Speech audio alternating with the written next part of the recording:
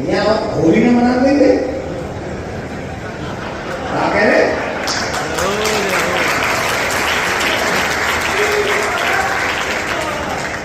हमारे उप मुख्यमंत्री जी श्री केशव प्रसाद मौर्य जी, आप दिल्ली जा रहे हैं, आपसे एक निवेदन है, ये जितनी यूनिवर्सिटी है ना केंद्र के द्वारा संचालित होती है और संविधान कहता है कि सबको बराबर का अधिकार मिलना चाहिए।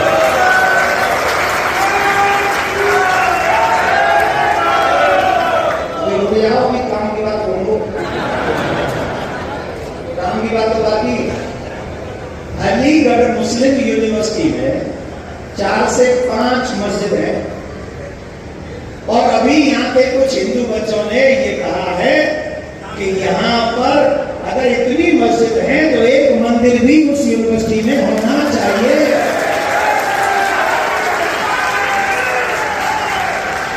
और याद रखो अलीगढ़ वालों, अगर वहां मंदिर बना तो कथा करने आऊंगा फ्री। अलीगढ़ मुस्लिम यूनिवर्सिटी में अगर आप लोग मंदिर बनाए तो हम वहां कथा करेंगे और जिसका मन हो वो सुने। सबको सुनाना जरूरी नहीं है। सांसद जी तो सुनी लेंगे, ये विधायक तो सब सुनी लेंगे, भीड़ इकट्ठी कर ही लेंगे। वैसे हमारे काजे भी आई जाएंगे 100-200 आदमी तो, पर फिर भी कथा तो कर ही लेंगे, ये तो कंफर्म है। जय श्री राम, जय श्री राम।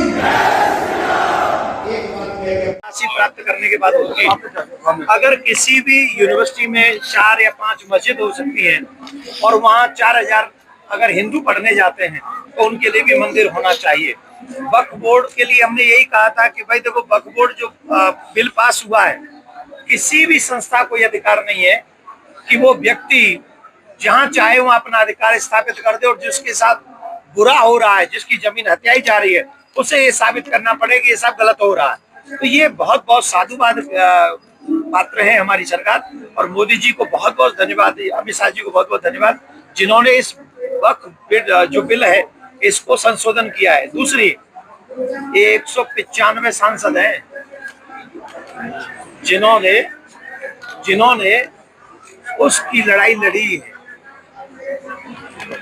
मैं ये जानना चाहूंगा कि अगर आप सनातनी हैं तो इसका जब दुष्परिणाम होगा उसके जिम्मेदार आप होंगे क्या? हम आपके नहीं हैं? अगर हम आपके हैं तो आपने फिर हमारी लड़ाई क्यों नहीं लड़ी? हमारे सनातन के लिए कुछ क्यों नहीं कहा? धन्यवाद।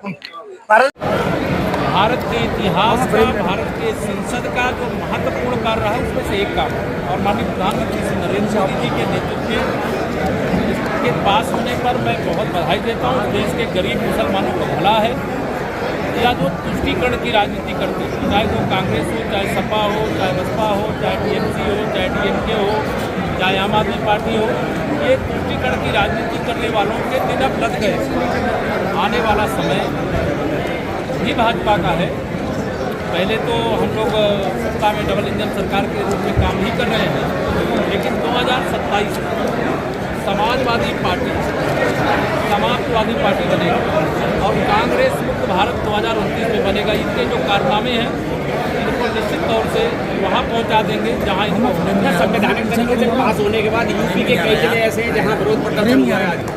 लेकिन ये विरोध प्रदर्शन नहीं है, ये राज्य नहीं है, लोगों को डरा करके उनको वोट बैंक के रूप में इस्तेमाल करने की।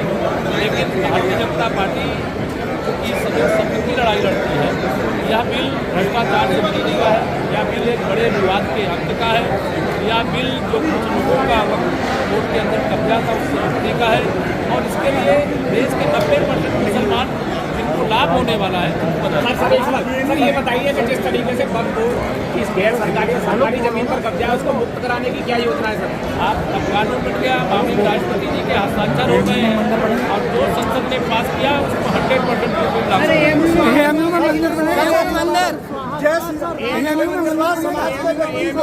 जय श्री राम पे नहीं बोलने देते। कुशवाहा समाज के एक मंत्री को जय श्री राम पे नहीं बोलने देते। क्या जय श्री राम रामचंद्र बोले झांसी में हर गोविंद जी को।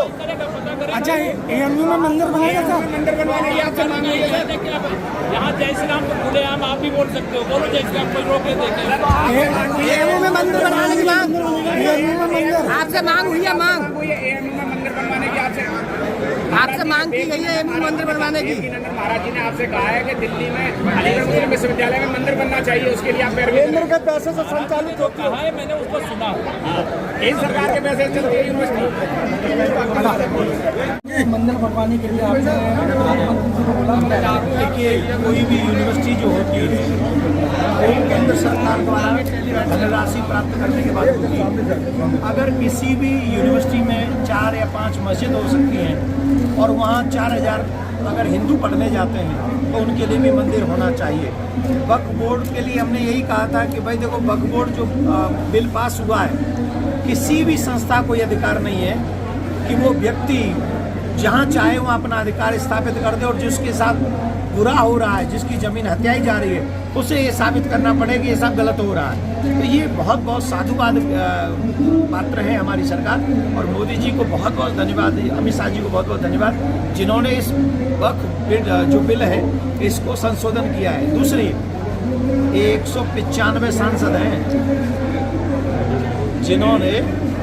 जिन्होंने उसकी लड़ाई लड़ी है। मैं ये जानना चाहूँगा कि अगर आप सनातनी हैं तो इसका जब दुष्परिणाम होगा उसके जिम्मेदार आप होंगे। क्या हम आपके नहीं हैं? अगर हम आपके हैं तो आपने फिर हमारी लड़ाई क्यों नहीं लड़ी, हमारे सनातन के लिए कुछ क्यों नहीं कहा? धन्यवाद।